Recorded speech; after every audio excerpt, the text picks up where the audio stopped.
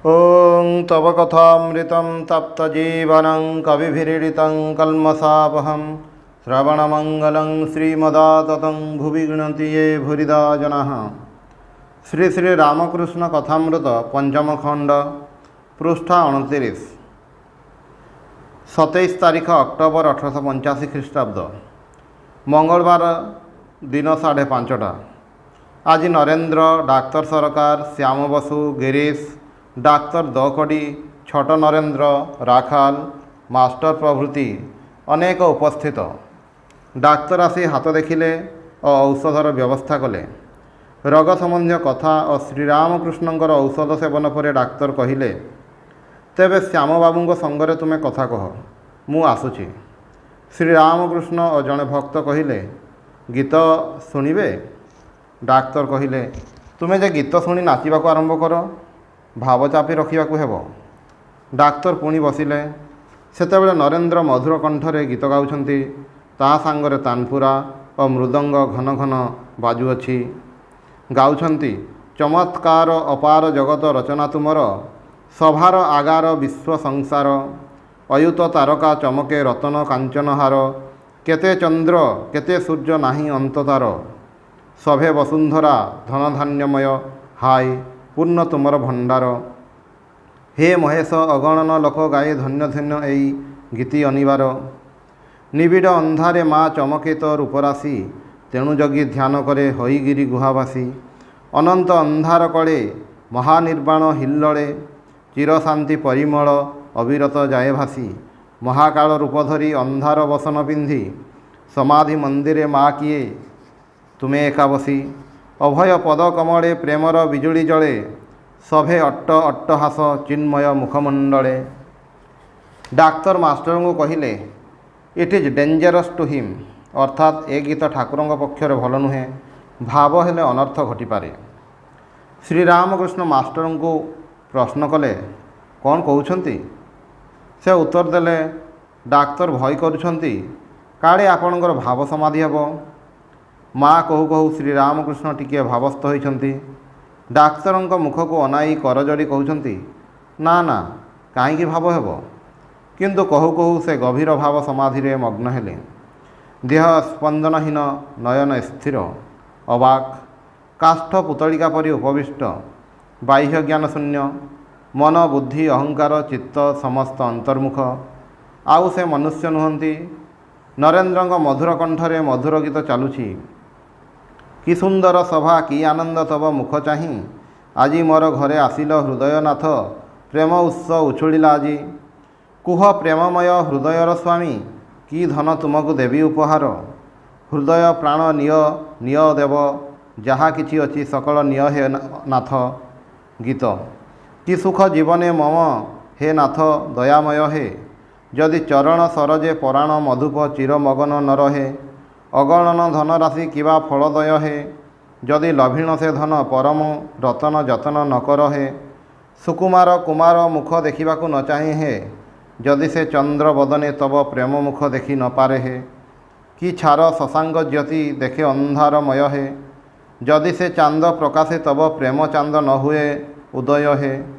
सतीर पवित्र प्रेम मलिनतामय हे, जदि से प्रेम कनके तब प्रेममणि जडित न रहे हे।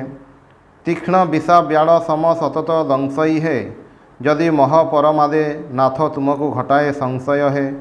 किबा आउ कहिबी नाथ, कहिबी तुमको हे, तुमे मोर हृदय रतनमणि आनंद निलय हे। सतीर पवित्र प्रेम गीतर यही अंश शुणु शुणु डाक्तर अश्रुपूर्ण लोचन कही उठिले, आहा आहा। नरेंद्र पुणी गाइले, केते दिने हेब से प्रेम संचार, हई पूर्ण काम गाइबी हरि नाम, नयनु बहिब प्रेम अश्रुधार। केबे हेब मोर शुद्ध प्राणमन, केबे जीवी मुहि प्रेम वृंदावन। संसार बंधन हईब मचन, ज्ञानांजने जीव लोचन अंधार। केबे परसमणि करि स्परसन, लौहमय देह हईब कांचन। हरिमय विश्व करिबी दर्शन, लटिजीवी भक्ति पथे अनिवार। हाय केबे जीव मोर धर्म करम, केबे जीव जाति कूलर भरम। केबे जीव भय भावना सरम, परिहरि अभिमान लोकाचार। माखी सर्व अंगे भक्त पद धूड़ी, କାନ୍ଧେ ନେଇ ଚିର ବୈରାଗ୍ୟର ଝୁଲି, ପିଇବି ପ୍ରେମ ବାରି ଦୁଇ ହାତେ ଢାଳି, ଅଞ୍ଜଳି ଅଞ୍ଜଳି ପ୍ରେମ ଯମୁନାର। ପ୍ରେମେ ପାଗଳ ହୋଇ ହସିବି କାନ୍ଦିବି ସଚିଦାନନ୍ଦ ସାଗରେ ଭାସିବି, ନିଜେ ମାତି ସକଳେ ମତାଇବି ହରିପଦେ ନିତ୍ୟ କରିବି ବିହାର। ଇତିମଧ୍ୟରେ ଠାକୁର ଶ୍ରୀରାମକୃଷ୍ଣ ବାହ୍ୟ ସଂଜ୍ଞା ଲାଭ କରିଛନ୍ତି। ଗୀତ ସମାପ୍ତ ହେଲା। ସେତେବେଳେ ପଣ୍ଡିତ ଓ ମୂର୍ଖର, ବାଳକ ଓ ବୃଦ୍ଧର, ପୁରୁଷ ଓ ସ୍ତ୍ରୀର, ଅପାମର ସାଧାରଣଙ୍କର ସେହି ମନମୁଗ୍ଧକାରୀ କଥା ହେବାକୁ ଲାଗିଲା। ସଭାସ୍ଥ ସମସ୍ତ ଲୋକ ନିସ୍ତବ୍ଧ। ସମସ୍ତେ ସେହି ମୁଖ ଆଡ଼କୁ ଚାହିଁ ରହିଛନ୍ତି। ବର୍ତ୍ତମାନ ସେହି କଠିନ ରୋଗ କେଉଁଠି? ମୁଖ ବର୍ତ୍ତମାନ ମଧ୍ୟ ଯେପରି ପ୍ରସ୍ଫୁଟିତ ପଦ୍ମ, ଯେପରିକି ଐଶ୍ୱରିକ ଜ୍ୟୋତି ବହିର୍ଗତ ହେଉଛି। ସେତେବେଳେ ସେ ଡାକ୍ତରଙ୍କୁ ସମ୍ବୋଧନ କରି କହୁଛନ୍ତି, ଲଜ୍ଜା ତ୍ୟାଗ କର। ଈଶ୍ୱରଙ୍କ ନାମ କରିବ, ସେଥିରେ ପୁଣି ଲଜ୍ଜା କ'ଣ? ଲଜ୍ଜା, ଘୃଣା, ଭୟ ରହିବା ଠିକ୍ ନୁହେଁ। ମୁଁ ଏତେ ବଡ଼ ଲୋକ, ମୁଁ ହରି ହରି କହି ନାଚିବି? ବଡ଼ ବଡ଼ ଲୋକ ଏକଥା ଶୁଣିଲେ ମୋତେ କ'ଣ କହିବେ? ଯଦି କହନ୍ତି, ହଇ ହେ ଡାକ୍ତରଟା ହରି ହରି କହି ନାଚୁଛି, ଲଜ୍ଜାର କଥା। ଏସବୁ ଭାବ ତ୍ୟାଗ କର। ଡାକ୍ତର କହୁଛନ୍ତି, ମୋର ସେ ଆଡ଼କୁ ମନ ନାହିଁ। ଲୋକେ କ'ଣ କହିବେ ମୁଁ ସେଥିପାଇଁ ଚିନ୍ତା କରେ ନା। ଶ୍ରୀରାମକୃଷ୍ଣ କହୁଛନ୍ତି, ତୁମର ସେଇଠି ବେଶ୍ ଅଛି। ସମସ୍ତଙ୍କର ହସ। ଶ୍ରୀରାମକୃଷ୍ଣ କହୁଛନ୍ତି, ଦେଖ, ଜ୍ଞାନ ଅଜ୍ଞାନ ପାର ହୁଅ, ତେବେ ତାଙ୍କୁ ଜାଣିପାରିବ। ନାନା ଜ୍ଞାନର ନାମ ଅଜ୍ଞାନ, ପାଣ୍ଡିତ୍ୟର ଅହଙ୍କାର ମଧ୍ୟ ଅଜ୍ଞାନ। ଏକ ଈଶ୍ୱର ସର୍ବଭୂତରେ ଅଛନ୍ତି, ଏହି ନିଶ୍ଚୟାତ୍ମିକା ବୁଦ୍ଧିର ନାମ ଜ୍ଞାନ। ତାଙ୍କୁ ବିଶେଷ ରୂପରେ ଜାଣିବାର ନାମ ବିଜ୍ଞାନ। ପାଦରେ କଣ୍ଟା ଫୁଟିଛି, ସେ କଣ୍ଟାଟି କାଢ଼ିବା ପାଇଁ ଆଉ ଗୋଟିଏ କଣ୍ଟାର ପ୍ରୟୋଜନ। କଣ୍ଟାଟି କାଢ଼ିବା ପରେ ଉଭୟ କଣ୍ଟା ଫିଙ୍ଗି ଦିଆଯାଏ। ପ୍ରଥମେ ଅଜ୍ଞାନ କଣ୍ଟା ଦୂର କରିବା ପାଇଁ ଜ୍ଞାନ କଣ୍ଟାଟି ଆଣିବାକୁ ହୁଏ।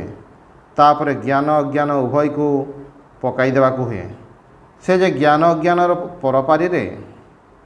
ଲକ୍ଷ୍ମଣ କହିଥିଲେ, ରାମ, ଏ କି ଆଶ୍ଚର୍ଯ୍ୟ! ଏତେ ବଡ଼ ଜ୍ଞାନୀ ସ୍ୱୟଂ ବଶିଷ୍ଠ ଦେବ ପୁତ୍ର ଶୋକରେ ଅଧୀର ହୋଇ କାନ୍ଦିଥିଲେ। ରାମ କହିଲେ, ଭାଇ, ଯାହାର ଜ୍ଞାନ ଅଛି ତାହାର ଅଜ୍ଞାନ ମଧ୍ୟ ଅଛି। ଯାହାର ଏକ ଜ୍ଞାନ ଅଛି ତାହାର ଅନେକ ଜ୍ଞାନ ମଧ୍ୟ ଅଛି। ଯାହାର ଆଲୋକବୋଧ ଅଛି ତାହାର ଅନ୍ଧକାର ବୋଧ ମଧ୍ୟ ଅଛି।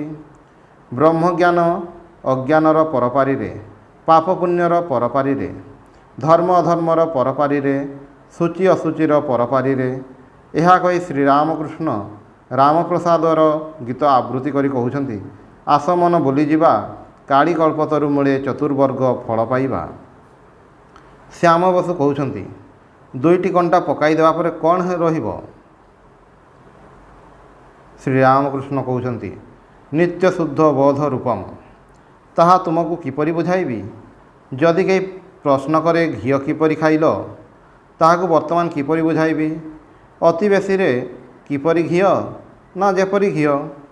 ଗୋଟିଏ କନ୍ୟାକୁ ତାହାର ଜଣେ ସଙ୍ଗୀ ପ୍ରଶ୍ନ କରିଥିଲା, ତୋର ସ୍ୱାମୀ ଆସିଛି? ଆଚ୍ଛା, ସ୍ୱାମୀ ଆସିଲେ କିପରି ଆନନ୍ଦ ହୁଏ? କନ୍ୟାଟି କହିଲା, ଭଉଣୀ, ତୋର ସ୍ୱାମୀ ହେଲେ ତୁ ଜାଣିବୁ। ବର୍ତ୍ତମାନ ତୋତେ କିପରି ବୁଝାଇବି? ପୁରାଣରେ ଅଛି, ଭଗବତୀ ଯେତେବେଳେ ହିମାଳୟଙ୍କ ଘରେ ଜନ୍ମଗ୍ରହଣ କଲେ, ସେତେବେଳେ ତାଙ୍କୁ ମା ନାନା ରୂପରେ ଦର୍ଶନ ଦେଲେ। ଗିରିରାଜ ସବୁ ରୂପ ଦର୍ଶନ କରି ଶେଷରେ ଭଗବତୀଙ୍କୁ କହିଲେ, ମା, ବେଦରେ ଯେଉଁ ବ୍ରହ୍ମର କଥା ଅଛି, ଏଥର ମୋର ଯେପରି ସେହି ବ୍ରହ୍ମ ଦର୍ଶନ ହୁଏ। ସେତେବେଳେ ଭଗବତୀ କହିଲେ, ବାବା, ବ୍ରହ୍ମ ଦର୍ଶନ ଯଦି କରିବାକୁ ଚାହଁ, ତେବେ ସାଧୁସଙ୍ଗ କର। ବ୍ରହ୍ମ କି ଜିନିଷ ମୁହଁରେ କୁହାଯାଏ ନାହିଁ। ଜଣେ କହିଥିଲା, ସବୁ ଉଚ୍ଛିଷ୍ଟ ହୋଇଛି, କେବଳ ବ୍ରହ୍ମ ଉଚ୍ଛିଷ୍ଟ ହୋଇନାହିଁ। ଏହାର ମାନେ ଏହି ଯେ ବେଦ, ପୁରାଣ, ତନ୍ତ୍ର ଆଉ ସବୁ ଶାସ୍ତ୍ର ମୁହଁରେ ଉଚ୍ଚାରଣ ହେବାରେ ଉଚ୍ଛିଷ୍ଟ ହୋଇଛି କୁହାଯାଇପାରେ, କିନ୍ତୁ ବ୍ରହ୍ମ ଯେ କି ବସ୍ତୁ କେହି ଏପର୍ଯ୍ୟନ୍ତ ମୁହଁରେ କହିପାରି ନାହିଁ। ସେଥିପାଇଁ ବ୍ରହ୍ମ ଏପର୍ଯ୍ୟନ୍ତ ଉଚ୍ଛିଷ୍ଟ ହୋଇନାହିଁ। ଆଉ ସଚ୍ଚିଦାନନ୍ଦଙ୍କ ସଙ୍ଗରେ କ୍ରୀଡ଼ା ରମଣ ଯେ କିପରି ଆନନ୍ଦପ୍ରଦ, ତାହା ମୁହଁରେ କହି ହୁଏ ନାହିଁ। ଯାହାର ହୋଇଛି ସେ ଜାଣେ। ଠାକୁର ଶ୍ରୀରାମକୃଷ୍ଣ ପୁଣି ଡାକ୍ତରଙ୍କୁ ସମ୍ବୋଧନ କରି କହିଲେ, ଦେଖ, ଅହଙ୍କାର ନ ଗଲେ ଜ୍ଞାନ ହୁଏ ନାହିଁ। ମୁକ୍ତ ହେବ କେବେ? ମୁଁ ଜୀବ ଯେବେ। ମୁଁ ଓ ମୋର ଏହି ଦୁଇଟି ଅଜ୍ଞାନ, ତୁମେ ଓ ତୁମର ଏହି ଦୁଇଟି ଜ୍ଞାନ। ଯେ ଠିକ୍ ଭକ୍ତ ସେ କହେ, ହେ ଈଶ୍ୱର, ତୁମେ ହିଁ କର୍ତ୍ତା, ତୁମେ ହିଁ ସବୁ କରୁଛ, ମୁଁ କେବଳ ଯନ୍ତ୍ର। ମୋତେ ଯେପରି କରାଅ ସେପରି କରେ।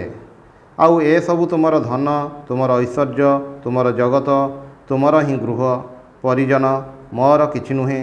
ମୁଁ ଦାସ। ତୁମର ଯେପରି ହୁକୁମ ସେହିପରି ସେବା କରିବାର ମୋର ଅଧିକାର। ଯେଉଁମାନେ ଟିକିଏ ବହିପତ୍ର ପଢ଼ିଛନ୍ତି ସେମାନଙ୍କର ସଙ୍ଗେ ସଙ୍ଗେ ଅହଙ୍କାର ଆସି ଜୁଟେ। କାଳୀ କୃଷ୍ଣ ଠାକୁରଙ୍କ ସଙ୍ଗରେ ଈଶ୍ୱରୀୟ କଥା ହୋଇଥିଲା। ସେ କହନ୍ତି ସେ ସବୁ ମୁଁ ଜାଣେ। ମୁଁ କହିଲି ଯିଏ ଦିଲ୍ଲୀ ଯାଇଥିଲା ସେ କ'ଣ କହି ବୋଲେ ମୁଁ ଦିଲ୍ଲୀ ଯାଇଛି, ମୁଁ ଦିଲ୍ଲୀ ଯାଇଛି। ଯିଏ ବାବୁ ସେ କ'ଣ କହେ ମୁଁ ବାବୁ। ଶ୍ୟାମ ବସୁ କହୁଛନ୍ତି ସେ ଅର୍ଥାତ୍ କାଳୀକୃଷ୍ଣ ଠାକୁର ଆପଣଙ୍କୁ ଖୁବ୍ ମାନନ୍ତି। ଶ୍ରୀରାମକୃଷ୍ଣ କହୁଛନ୍ତି ଆହେ କ'ଣ କହିବି। ଦକ୍ଷିଣେଶ୍ୱର କାଳୀ ମନ୍ଦିରରେ ଗୋଟାଏ ମେହେନ୍ତ ରାଣୀର ଯେ କେତେ ଅହଙ୍କାର। ତା ଦେହରେ ଗୋଟାଏ ଦୁଇଟା ଗହଣା ଥିଲା।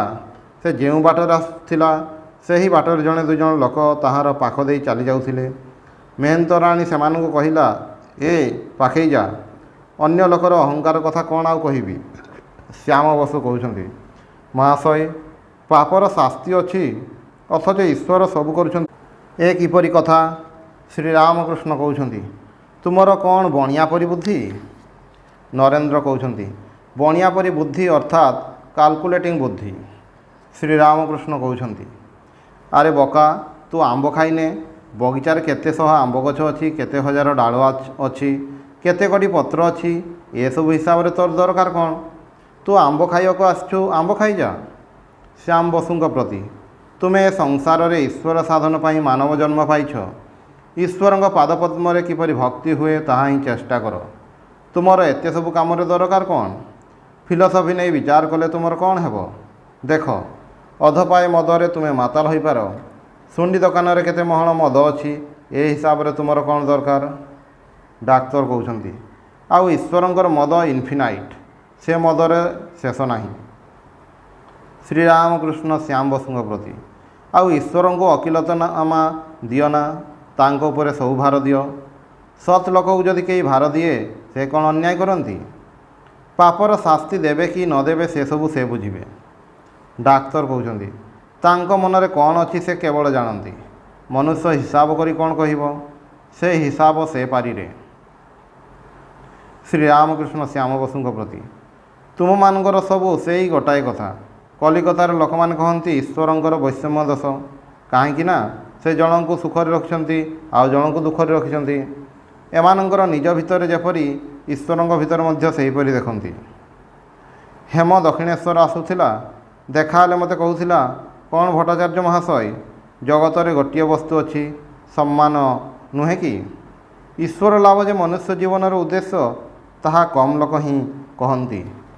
ଓଂ ନିରଞ୍ଜନମ ନିତ୍ୟମନନ୍ତ ରୂପମ୍ ଭକ୍ତାନୁକମ୍ପାଧିତ ବିଗ୍ରହମ୍ ବୈ ଈଶାବତାରମ୍ ପରମେଶ ମିଡ୍ୟମ୍ ତ୍ୱଂ ରାମକୃଷ୍ଣଂ ଶିରସା ନମାମି।